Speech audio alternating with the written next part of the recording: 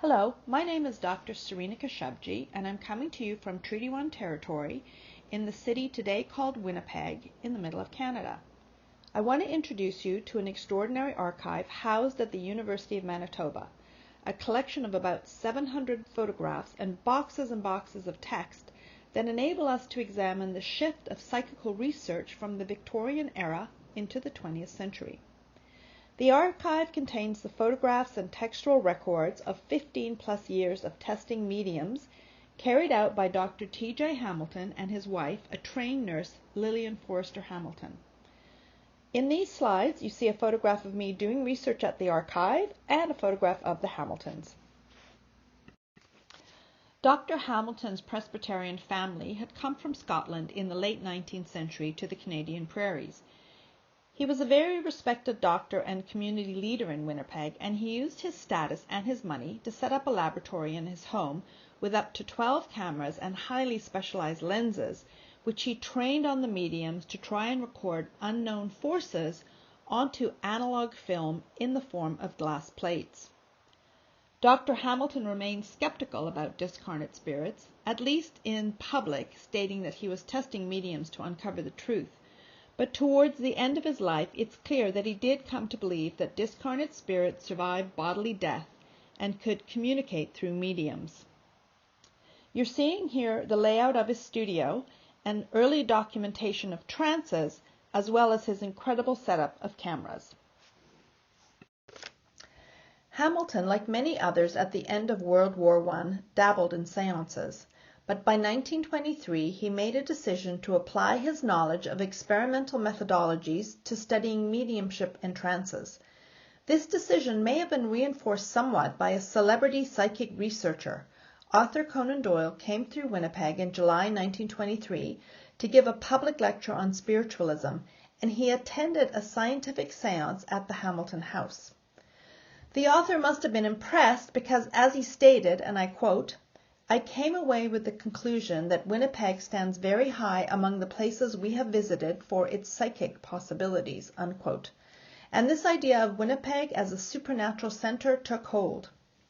Conan Doyle passed away in 1932, and true to his word, his spirit came back to the Hamiltons, and the photos in this slide were widely disseminated through the psychic research networks, and they boosted Hamilton's reputation internationally as well. You see here Conan Doyle's face embedded in ectoplasm excreted by the medium Mary Marshall in 1932. The Hamiltons were trained as a medical doctor and a nurse, and they figured that they had enough knowledge of the human body that they could assess the trance state that was integral to mediumship. They moved from being participants in circles to testing seances using scientific methodologies when they set up their laboratory to professionally photograph the mediums. You can see the converted bedroom in this slide beside a photograph of Dr. Hamilton with the mediums Nancy Poole and Mary Marshall. The first few years of testing concentrated on telekinetic activity. There are lots and lots of images of tables flying through the air like this one. But the real breakthrough came with Mary Marshall in 1928. In August 1928, the group experienced their first ectoplasmic excretion, and you can see it here on the left. And these developed at a rapid pace with the medium Mary Marshall. These photographs were taken in a dark room with the flash electronically released. Often Dr. Hamilton only saw the ectoplasm as he was printing up the glass plates.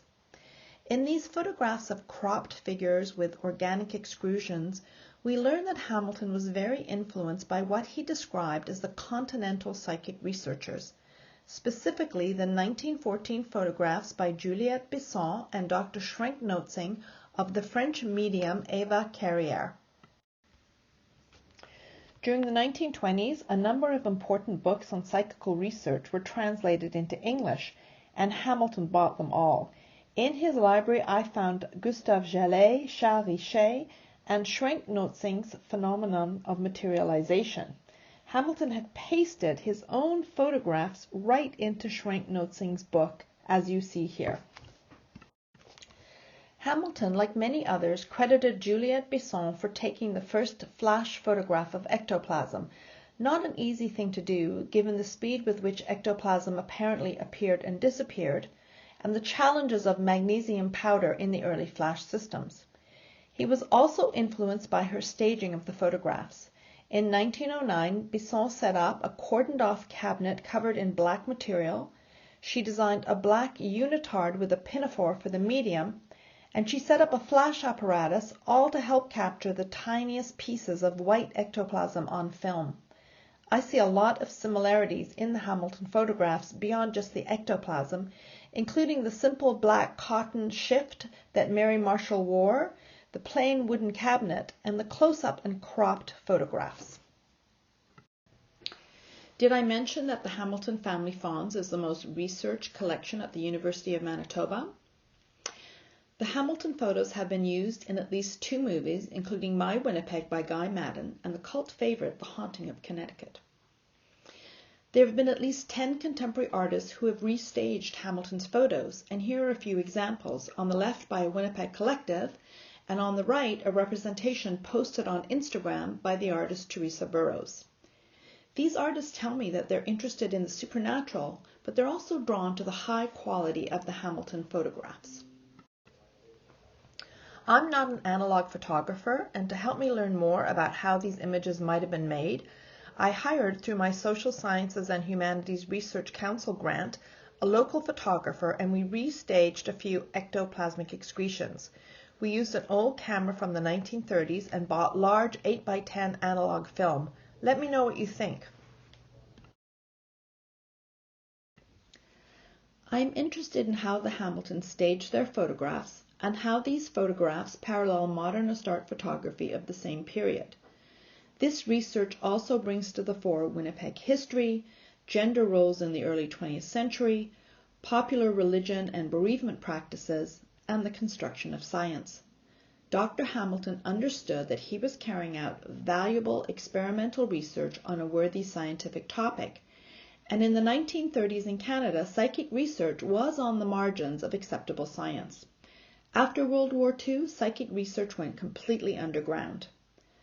Dr. Hamilton died in 1935, and Lillian Hamilton, in certain ways given more leeway because she was a woman, continued through the 1940s testing mediums. She also worked hard to publish his posthumous book, Intention and Survival, and their daughter Margaret donated the Hamilton papers to the university in the 1990s.